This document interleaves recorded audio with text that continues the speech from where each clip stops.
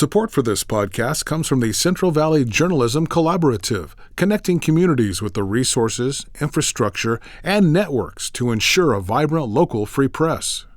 From KVPR in Fresno, this is Central Valley Daily. It's Monday, November 4th. I'm Elizabeth Arkalian.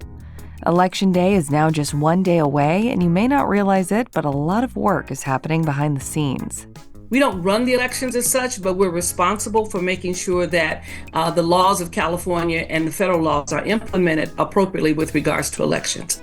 Coming up in just a few minutes, my conversation with California's Secretary of State Shirley Weber. But first, today's headlines. Health officials in Los Angeles County say bird flu has been detected in the wastewater. It was traced to a water plant in the city of Carson, just north of Long Beach. The LA Times reports the source of the virus has not been confirmed. Officials suspect it may have come from discarded animal products or wild bird droppings.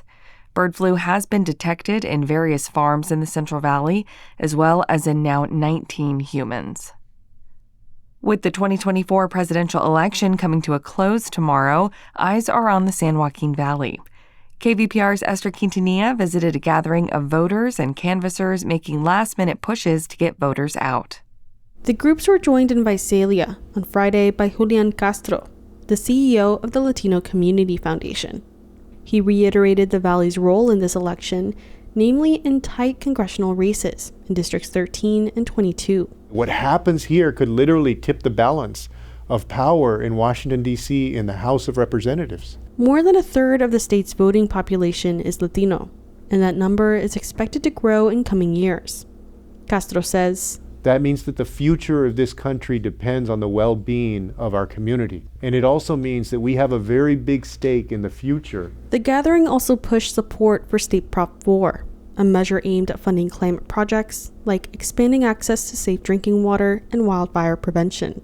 For KVPR News, I'm Esther Quintanilla. A drop in home insurance carriers in California has begun to affect the housing market. According to the California Association of Realtors, 1 in 7 realtors report a sale has fallen through due to a buyer's inability to find an insurer. That's after many of the country's top insurers have either cut policies or stopped providing new ones to California residents. The association also reported that just 14% of California households can afford a median-priced home. Thousands of runners set off yesterday for the 16th annual Two Cities Marathon and Half Marathon. The races kicked off at Clovis Community College and took runners across Fresno and Clovis. The events featured runners from many different states as well as different cities across the valley. Some notable names like Clovis's C.J. Albertson were not in attendance this year. He was running the New York City Marathon and finished in 10th place out of over 50,000 runners. Getting rid of an old car can be a pain, especially if it's in disrepair. But fear not, the KVPR Vehicle Donation Program is here to help. We'll tow away that old vehicle and use the proceeds to support the news you rely on. And we accept all kinds of vehicles, including motorcycles, boats, and RVs. Learn more at kvpr.org/cars. And now to our main story. Tomorrow is Election Day with a lot at stake here in the Central Valley and across California. While every county runs its own election office, they all ultimately report election results to the Office of the California Secretary of State. But once results are reported, where do we go from there? And how do we ensure that voters and their ballots stay safe? To learn more, we're now joined by California Secretary of State, Dr. Shirley Weber. Thanks so much for joining us, Secretary Weber. Thanks for the invitation. Appreciate it. Yeah. First, can you tell our listeners more about what you do as California's Secretary of State, just generally what that entails? Wow. Well, first of all, elections is only one part of the job. I handle also all the business filings and the nonprofits, as well as any issues with regards to financing of elections and those kinds of things. We do all of those, as well as I run the California Archives. It's in my office, so I'm responsible for that. So there are a lot of things that we do. But obviously, people are more known for the election because probably that affects every Californian.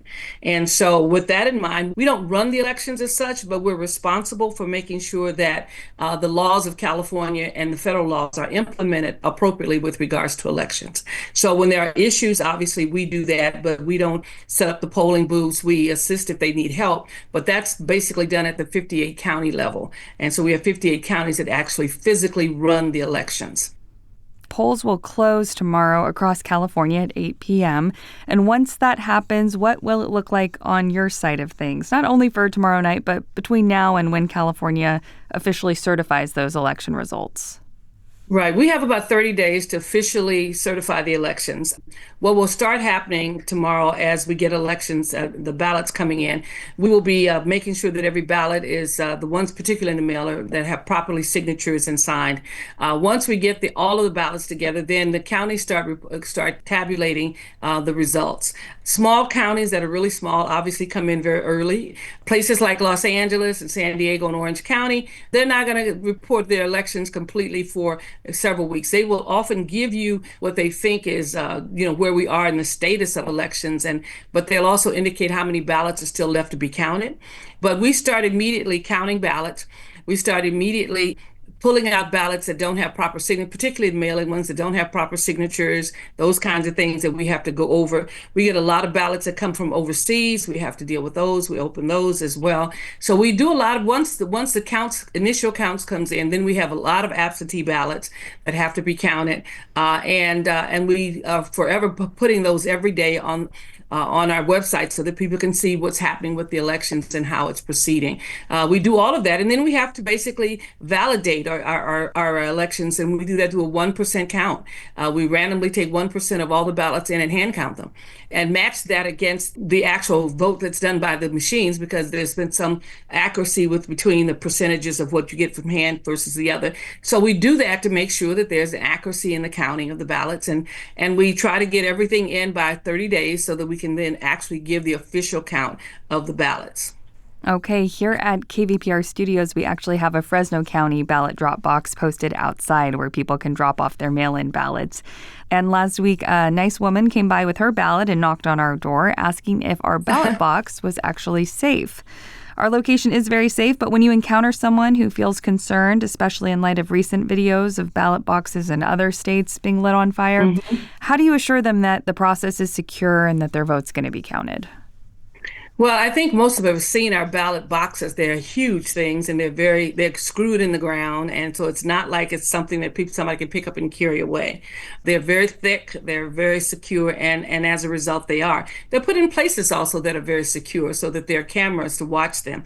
We also make sure that people know that if you tamper with a ballot box, that's a federal offense, and it can you end up in jail as a result of a federal offense and a felony in terms of tampering with the right to vote and so forth and so on. So it's a serious offense. It's not something that kids should do as a prank, but we do our best to put them in places where they are safe and secure, where there's lighting, where there's cameras, those kinds of things that are there. The things that have happened in some other places are kind of one-offs. We haven't had those here, fortunately, but we do try to collect them on a regular basis, the ballots, so that they're not lots of ballots just sitting in a box waiting. There's a schedule to pick them up so many times a day, depending on the area where they're located. But bottom line is they are very safe in terms of the place that they're being placed. So people should feel comfortable about it. If not, they can always take it inside and drop it in the post office. And some people might not know that they can receive an email and a text notification for when their county officials have counted their ballot. Can you tell us just a little bit more about that and if people can sign up? We have this great thing on our website called Where's My Ballot? It's at sos.ca.gov. And I love it because it always shocks me every time I get a notice that says your ballot has been counted. And I go, oh my God, it's counted, as if I don't know that it's going to happen. I've had people send me copies of theirs, but you just simply sign up and it will basically track your ballot for you so that you will know that your ballot's been received at the post office, that it's been received at the registrar of voters office, that it has been opened, and that it has been counted. I mean, you get these notices either on your email or you can get it on voicemail, and you can decide how you want to get it. But you then are able to know where your ballot is at any point, and it gives us people a sense of security that they have that someone has seen their ballot. Anything else you'd like to share? Just want to make sure people know that they can vote, that we have multiple ways of voting, that they can basically mail it in. They can still go in and actually vote in person. And if they want to see their polling people, do that. As I said, and they can also put it in the drop boxes that are available. But we look forward to everybody voting. There's already been over 6 million Californians who voted thus far. And we've had over 5 million people sign up for Where's My Ballot. But we look forward to a great Tuesday, and hopefully everyone will be voting.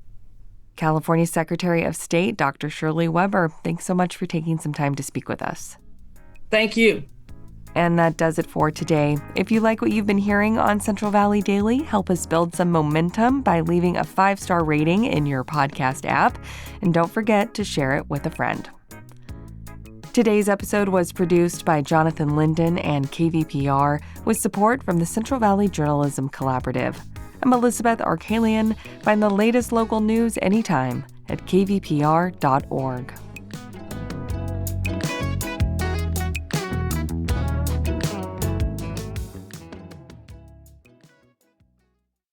No matter what happens in Washington, the NPR Politics Podcast is here for you.